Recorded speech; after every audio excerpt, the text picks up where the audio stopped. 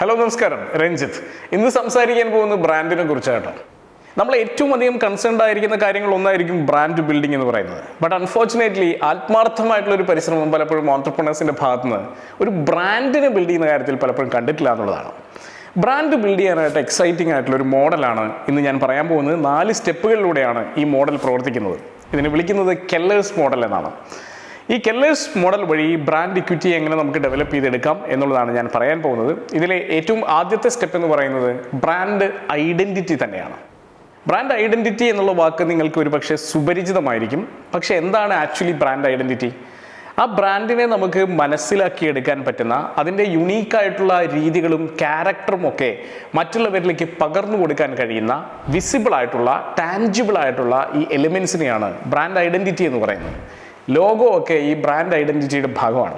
അപ്പോൾ ചുരുക്കി പറഞ്ഞാൽ ഒരു ബ്രാൻഡിൻ്റെ ലോഗോ കണ്ടാൽ, അതിൻ്റെ കളർ തീം കണ്ടാൽ, അതിൻ്റെ കോൺസെപ്റ്റും അതുമായി ബന്ധപ്പെട്ട എലിമെൻസും ക്യാരക്ടേഴ്സും ഒക്കെ കണ്ടു കഴിഞ്ഞാൽ ഈ ബ്രാൻഡ് എന്തിനെ റെപ്രസെൻ്റ് ചെയ്യുന്നു, എന്താണ് ശരിക്കും ഈ ബ്രാൻഡിൻ്റെ ക്യാരക്ടർ എന്നുള്ളൊരു ഫീലൊക്കെ നമുക്ക് കൃത്യമായിട്ട് ഉണ്ടാകണം എന്നുള്ളതാണ്.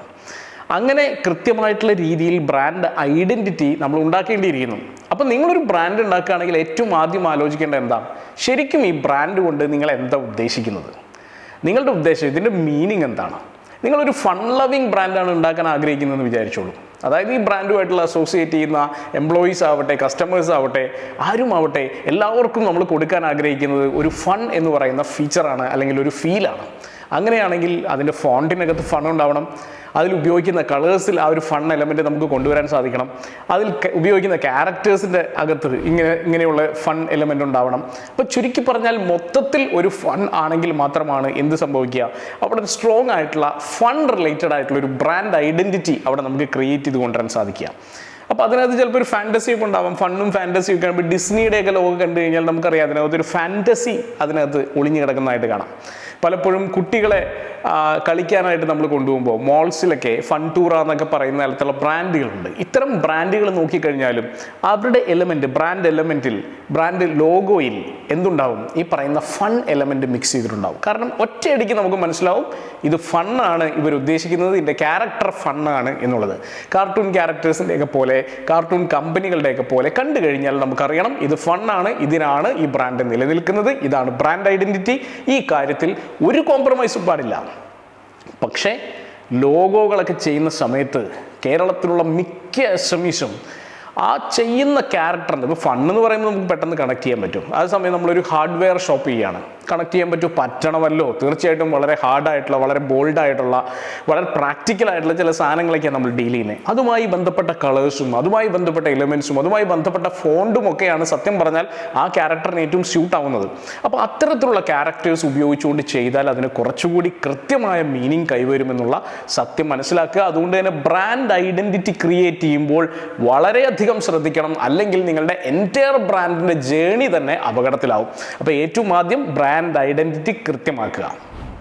രണ്ടാമത് ബ്രാൻഡ് മീനിങ് എന്നുള്ളതാണ്. ബ്രാൻഡ് ഐഡൻറ്റിറ്റിയേക്കാൾ കുറച്ചുകൂടി കൃത്യമാണ് ബ്രാൻഡ് മീനിങ്. അപ്പോൾ ബ്രാൻഡിൻ്റെ പെർഫോമൻസ് എങ്ങനെയാണ്, ബ്രാൻഡിൻ്റെ ഇമേജറി എങ്ങനെയാണ് എന്നുള്ളൊരു ക്ലാരിറ്റി നമുക്ക് കുറച്ചുകൂടി കിട്ടുന്നത് ശരിക്കും ഈ ബ്രാൻഡ് മീനിങ്ങിലൂടെയാണ്. പലതരത്തിലുള്ള ആക്ടിവിറ്റീസിൽ ഇൻവോൾവ് ആയിരിക്കും, പലതരത്തിലുള്ള ഇമേജറികൾ അത് ക്രിയേറ്റ് ചെയ്യുന്നുണ്ടാവും. ഈ ബ്രാൻഡിനെ കുറിച്ച് ആലോചിക്കുമ്പോൾ നമ്മുടെ മനസ്സിലേക്ക് ഏറ്റവും ആദ്യം വരുന്ന വിഷ്വലുകൾ എന്താണ്? അപ്പോൾ നമ്മളൊരു പരസ്യമൊക്കെ ചെയ്യുകയാണെങ്കിൽ എന്ത് തരത്തിലുള്ള മൂമെൻറ്റ്സ് ആണ്, എന്ത് തരത്തിലുള്ള വിഷ്വൽസ് ആണ് അതിനകത്ത് ഉണ്ടാവുക? ഇത്തരം കാര്യങ്ങളൊക്കെ കൃത്യമായിട്ട് മാനേജ് ചെയ്യാൻ, അതുപോലെ മാർക്കറ്റിംഗ് മെസ്സേജുകൾ കൊടുക്കുന്ന സമയത്ത് എന്ത് മീനിങ് ആണ് ആക്ച്വലി കസ്റ്റമേഴ്സിലേക്ക് കൺവേ ചെയ്യേണ്ടത്, ഇങ്ങനെയുള്ള കാര്യങ്ങളൊക്കെ ആക്ച്വലി ഈ ബ്രാൻഡ് മീനിങ് എന്ന് പറയുന്ന രണ്ടാമത്തെ ഘട്ടത്തിൽ കൃത്യമായിട്ട് ആളുകളിലേക്ക് എത്തിക്കേണ്ടതുണ്ട്. അപ്പോൾ ആദ്യം ബ്രാൻഡ് ഐഡൻറ്റിറ്റി, ബ്രാൻഡിനെ തിരിച്ചറിയാനുള്ള കൃത്യമായിട്ടുള്ള നിറങ്ങളും ഫോണ്ടുകളും കൊടുക്കുമ്പോൾ ബ്രാൻഡ് ഉദ്ദേശിക്കുന്ന കോൺസെപ്റ്റുകൾ കൃത്യമായ ആളുകളിലേക്ക് പകർന്നു കൊടുക്കുന്നത് രണ്ടാമത്തെ സ്റ്റെപ്പിലാണ്. മൂന്നാമത്തേത് ബ്രാൻഡ് റെസ്പോൺസസ് എന്നാ പറയുക. ബ്രാൻഡ് റെസ്പോൺസസ് എന്ന് പറഞ്ഞാൽ ഈ ബ്രാൻഡിനെ കുറിച്ച് നമുക്കുണ്ടാവുന്ന, അല്ലെങ്കിൽ ബ്രാൻഡ് ടേസ്റ്റ് ചെയ്യുമ്പോൾ, ബ്രാൻഡുമായിട്ട് ഇടപഴകുമ്പോൾ നമുക്കുണ്ടാവുന്ന ഫീലിംഗ്, അതിനെക്കുറിച്ചുള്ള ഫീഡ്ബാക്ക്, ജഡ്ജ്മെൻറ്റ്സ് എന്തൊക്കെയാണ്? ഇപ്പോൾ ഫോർ എക്സാമ്പിൾ ഒരു കൊക്കക്കോള കുടിച്ച് കഴിയുമ്പോൾ നമുക്കുണ്ടാവുന്ന ഒരു ഹാപ്പിനെസ് ഫീലിംഗ് ഉണ്ട്, ഒരു ജോഷ് ഫീലിംഗ് ഉണ്ട്. ഇപ്പോൾ ചില ആൾക്കാരൊക്കെ പറയും എനിക്ക് കൊക്കക്കോള കുടിക്കുമ്പോൾ ആ ഒരു ഫീലിംഗ് ഇല്ല എന്ന് പറയും. പക്ഷെ ഒരു കാര്യം മനസ്സിലാക്കുക, ലോകത്തിൽ തന്നെ ഏറ്റവും അധികം വിറ്റഴിക്കപ്പെടുന്ന ബിവറേജസിൽ ഒന്നാണ് കൊക്കക്കോള. ഏറ്റവും കൂടുതൽ ഹാപ്പിനെസ് കമ്മ്യൂണിറ്റികൾ ഉണ്ടാക്കിയിട്ടുള്ള ഒരു ഡ്രിങ്കുമാണ് കൊക്കക്കോള. അവർ ആക്ച്വലി ഇത് കുടിക്കുമ്പോൾ എന്ത് വികാരം ആളുകളിൽ ഉണ്ടാകുന്നു എന്നുള്ളതൊക്കെ വളരെ കാലത്തോളം റിസർച്ച് നടത്തി ഇത്തരത്തിലുള്ള ഒരു ഫീല്, ഹാപ്പിനെസ് ഫീല്, ആ മൊമെൻറ്റിനെ എൻജോയ് ചെയ്യുന്ന ഒരു ഫീൽ ഉണ്ടാവുന്നു എന്നൊക്കെ കൃത്യമായി മനസ്സിലാക്കിയതിന് ശേഷമാണ് ആ പാനീയം ഇൻട്രൊഡ്യൂസ് ചെയ്തിട്ടുള്ളത്. അങ്ങനെ ആ ഒരു ടേസ്റ്റ് അടക്കം നമുക്കറിയാം വളരെ യുണീക്കായിട്ടുള്ള ടേസ്റ്റാണ്. ആ യുണീക്ക് ടേസ്റ്റ് അടക്കം ഇൻട്രൊഡ്യൂസ് ചെയ്തിരിക്കുന്നത് അങ്ങനെയാണ്. അപ്പം ഏതെങ്കിലും ഒരു സാധനം ഉപയോഗിച്ച് കഴിയുമ്പോൾ നമുക്കുണ്ടാകുന്ന ഫീൽ എന്താണ്, നമ്മുടെ ലൈഫിലുണ്ടാകുന്ന മാറ്റം എന്താണ്, നമ്മുടെ ഫീഡ്ബാക്ക് എന്താണ്, ഇതൊക്കെയാണ് ശരിക്കും ഈ പറയുന്ന ബ്രാൻഡ് റെസ്പോൺസ് എന്ന് പറയുന്ന ഭാഗം കൊണ്ട് ഉദ്ദേശിക്കുന്നത്. അപ്പോൾ ബ്രാൻഡ് ഐഡൻറ്റിറ്റി വേണം, ബ്രാൻഡ് മീനിങ് കൃത്യമായി കമ്മ്യൂണിക്കേറ്റഡ് ആവണം, ഒപ്പം തന്നെ ബ്രാൻഡ് റെസ്പോൺസുകൾ നമ്മൾ ഉദ്ദേശിക്കുന്ന റെസ്പോൺസുകൾ തന്നെ ജനറേറ്റ് ചെയ്യപ്പെടണം. അങ്ങനെയാണെങ്കിൽ ഓട്ടോമാറ്റിക്കലി 4ാമത്തെ സ്റ്റെപ്പിലേക്ക് എത്തുമെന്നാണ് പറയുന്നത്. അതിനെ പറയുന്നത് ബ്രാൻഡ് റിലേഷൻഷിപ്പ് എന്നാണ്. ആ ബ്രാൻഡുമായിട്ട് ആളുകൾക്കുണ്ടാകുന്ന റിലേഷൻ അഥവാ അറ്റാച്ച്മെൻറ്റ് എങ്ങനെയായിരിക്കും എന്നുള്ളതിനെക്കുറിച്ചാണ് ഈ ബ്രാൻഡ് റിലേഷൻഷിപ്പ് എന്ന് പറയുന്ന പിരമിഡിൻ്റെ ഏറ്റവും മുകളിലുള്ള ഭാഗം അഡ്രസ്സ് ചെയ്യുന്നത്. ചുരുക്കി പറഞ്ഞാൽ ബ്രാൻഡ് ജേണിയുടെ ഏറ്റവും അവസാനം ഈ റിലേഷൻഷിപ്പിലാണ് ചെന്നെത്തുന്നത്. അപ്പോൾ ഈ റിലേഷൻഷിപ്പ് എന്തായിരിക്കും? മിക്കവാറും അവരുടെ കമ്മ്യൂണിറ്റിയുടെ ഒരു ഭാഗമാവുക, അവരുടെ ശക്തമായ ഒരു ഫോളോവറായി മാറുക. അതുകൊണ്ടാണ് പലപ്പോഴും വലിയ ബ്രാൻഡുകളുടെയൊക്കെ ഇൻസ്റ്റാഗ്രാം പേജൊക്കെ നോക്കിയാൽ മില്യൺസ് അല്ലെങ്കിൽ ബില്യൺസ് ഫോളോവേഴ്സിനെ നമുക്ക് കാണാൻ സാധിക്കും. അവർ പൈസ കൊടുത്ത് മാത്രം ഉണ്ടാക്കിയിട്ടുള്ള ഫോളോവേഴ്സ് ഒന്നുമല്ല.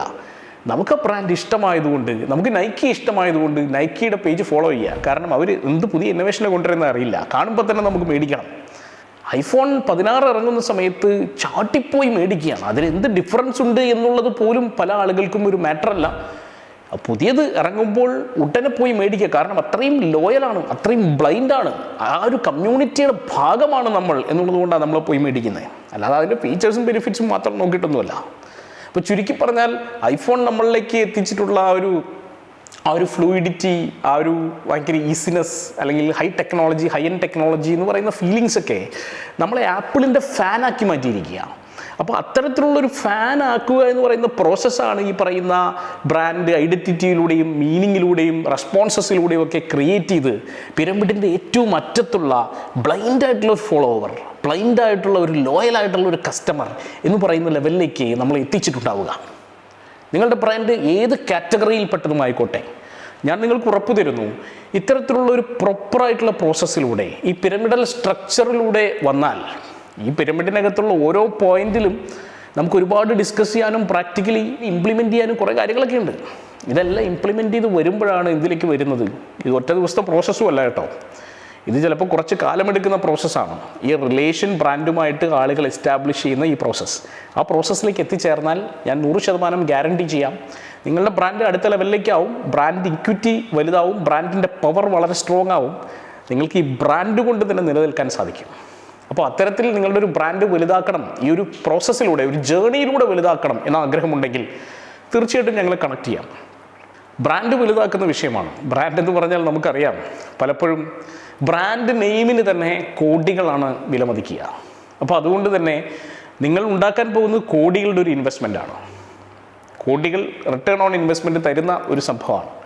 അപ്പോൾ നിങ്ങൾ ബ്രാൻഡ് ബിൽഡ് ചെയ്യാൻ കുറച്ച് തുക മാറ്റിവെക്കുക തന്നെ വേണം. അപ്പം നിങ്ങൾ അങ്ങനെ ബ്രാൻഡ് ബിൽഡ് ചെയ്യാൻ നിങ്ങളുടെ കയ്യിൽ ഒരു ഫണ്ട് ഉണ്ടെങ്കിൽ, അല്ലെങ്കിൽ ഫണ്ട് കൊണ്ടുവരാൻ തയ്യാറാണെങ്കിൽ മാത്രം, സീരിയസ് ആണെങ്കിൽ മാത്രം തീർച്ചയായിട്ടും ഞങ്ങളുടെ ബ്രഹ്മ ക്രിയേറ്റീവ് ഡിവിഷനെ അപ്രോച്ച് ചെയ്യാം. കാരണം നമ്മൾ വളരെ സിസ്റ്റമാറ്റിക്കായിട്ട് നമ്മളുടെ ഇത് കെല്ലേഴ്സ് മോഡലാണ്, ഇതുപോലെ 2-3 മോഡൽസ് ഉണ്ട്. നമ്മളുടെ ബ്രാൻഡിന്, നമ്മളുടെ ഇൻഡസ്ട്രിക്ക് ഏറ്റവും അനുയോജ്യമായ മോഡൽ ഏതാണെന്ന് നോക്കിക്കൊണ്ട് നിങ്ങളുടെ ബ്രാൻഡ് ജേർണി ഡിഫൈൻ ചെയ്യുകയും ഈ പറയുന്ന brand relationship, community making, loyalty എന്ന് പറയുന്ന കോൺസെപ്റ്റിലേക്ക് എത്തിക്കുന്നവരെ നിങ്ങളോട് ചേർന്ന് പ്രവർത്തിക്കുകയും ചെയ്യും. If you really want to build a brand, തീർച്ചയായിട്ടും കണക്ട് ചെയ്യുക ഈ നമ്പറിൽ. Thank U.